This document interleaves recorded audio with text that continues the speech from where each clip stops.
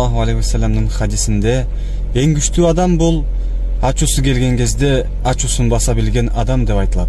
Андыктан биринчиден өзүмдү, андан кийин сиздерди сабырдуулукка чакырып кетем. Муну ошону биз чыныгы момун дейбиз.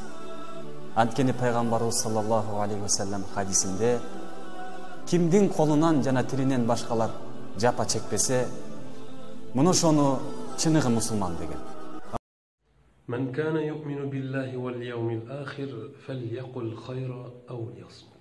Hadiste kimde kim Allah Taala jana anın kıyamet gününe işense, жақсы söz söylesin, же болбосо унчукпасын деген. قال النبي صلى الله عليه وسلم التقوى هاهنا. Peygamberimiz sallallahu aleyhi ve sellem hadisinde takvalık Allah'tan korku mına бұл жерде деп айтқан. Тағырақ айтканда жүрөктө. Erkekler kızlarga 4 нерсесине карап үйлөнүшөт. Сулуулугуна, байлыгына, мансабына жана ошондой эле ыйманына.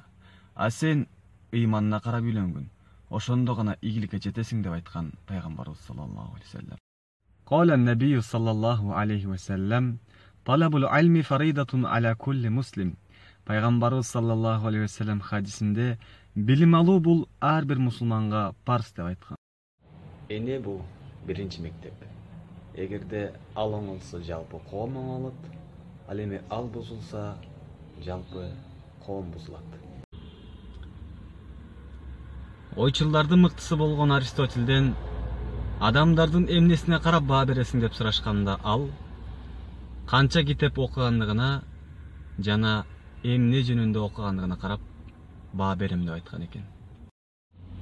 Философтордун айтуусу боюнча достор жылдыздар сыяктуу. Качан сенин айланаңды караңгылык каптаган кезде алар жымыңдашып сени менен бирге болушат. Пайгамбарыбыз саллаллаху алейхи ва саллям хадисинде күчтүү адам бул башка бирөөнү уруп кулаткан адам эмес, а чыныгы күчтүү адам ачуусу келген кезде өзүн баса билген адам деп айткан.